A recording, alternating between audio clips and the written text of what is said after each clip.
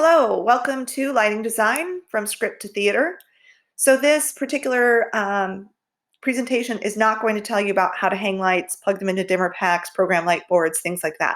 It's just going to walk you through the design process to get you to the place where you're ready to walk into a theater and do some of those practical applications. Steps for a lighting designer. You're going to find out the time period and setting. You're going to read and analyze the script so that you can create an initial list of cues, and then you're going to use those to make a visualization sheet and then a storyboard or a spreadsheet with some explanations behind it. That's all going to prepare you to explain your choices to the director and help them see what it would look like on stage. They don't have the same vision as you do for lighting all the time, and so this is going to help you be prepared. All right, step one, researching the time period and setting. If it's set in present day or recent remembered by you past, you can skip this step. You know about electricity, you know what it looks like outside. Great. If it's set in a time period before now, then you need to really find out what was lighting like. Did they have electricity? Was it just gas lamps? Was it candlelight?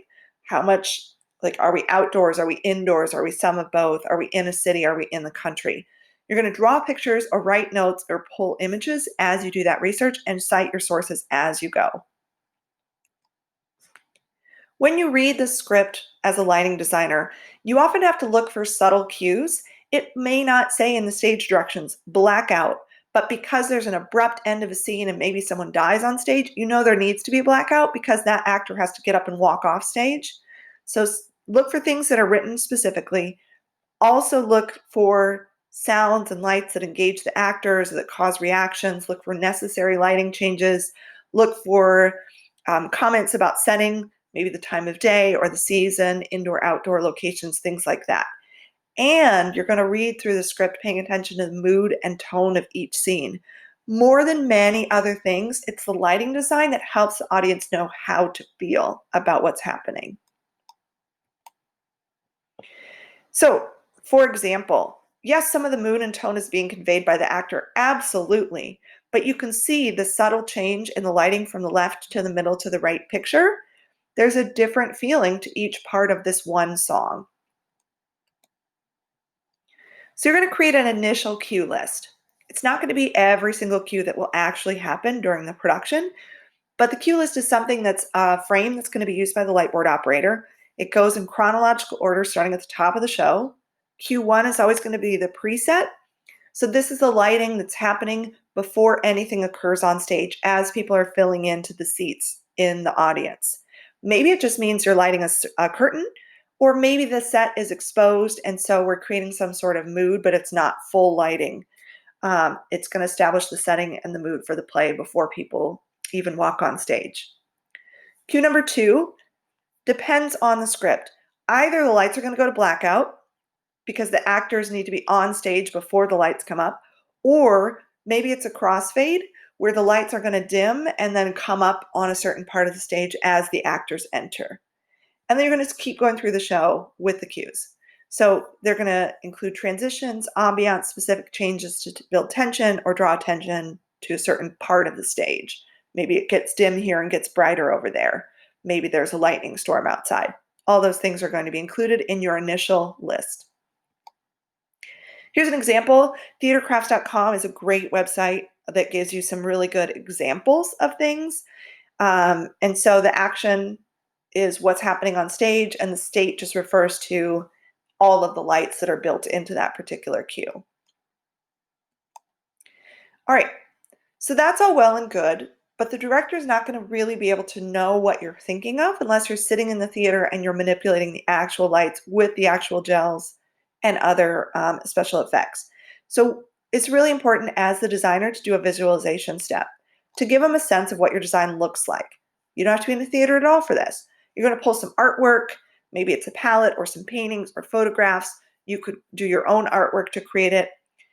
Remember, if you're pulling things from other sources, you need to cite those. So here are some examples of visualization. Let's pretend the cue we're trying to create is light from a corner on the stage. So there's a certain section where it's brighter, but everything's lit. These are 5 different ways to create that effect of light coming in from one angle. Very different feels for what that might look like on stage, and obviously different settings. So you're going to take your list of cues from the analysis. You're going to use those found or cited images to capture what you want the lighting to look like for each cue, and then you're going to put those into a storyboard, or if your brain works like a spreadsheet, that's fine, you can reference them that way. Here's an example of a storyboard. So we're at Act 1, Scene 1, Page 1 on the left. Curtain comes up on the actors, lights are dim, but colors are warm. That's the description of the state. And then we have a picture, which is the painting called Daybreak by Maxfield Parrish, that sort of captures what you're imagining the lighting to look like on stage. And then we get to page 3 where the light upstage left starts to warm because magical things are about to happen. And here's what that might look like visualization-wise: Haystacks by Claude Monet.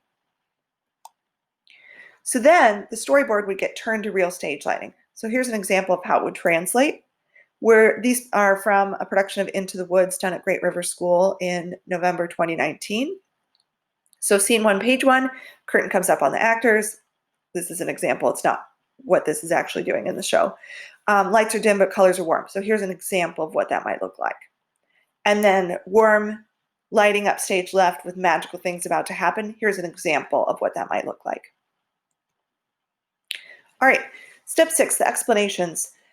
Written descriptions of why you chose the pieces you did. How do they enhance action on stage or fit the time period or what's going on? This is important because this is a learning process. So that's why I want you to do that. Also, it's important because if you're in a meeting with a director and they're asking you, well, why are you going to do it that way? You need to be ready with an answer and not just stumble around saying, I don't know. So in this example, it's Act 2. The princes, whose lighting throughout the show was fairly white and bright, have met up in the woods, but it's unhappily ever after. There's a giant on the loose, doom in the future. So it's going to be a lot darker overall, especially where the princes aren't standing. And then there's purple added into the mix. All right, so here are some other examples. How would you explain the design choices for these scenes? What do you think is happening with the mood of each of these? Here's some great resources of other places to look to learn more about lighting design. And then here's the bibliography for where I found all the information that is here. And I just want to give a shout out to Stacy Krieger, who did all the photography for Into the Woods, and these pictures were amazing. So thanks for that. If you have questions about how to do this, just let us know. Thanks so much.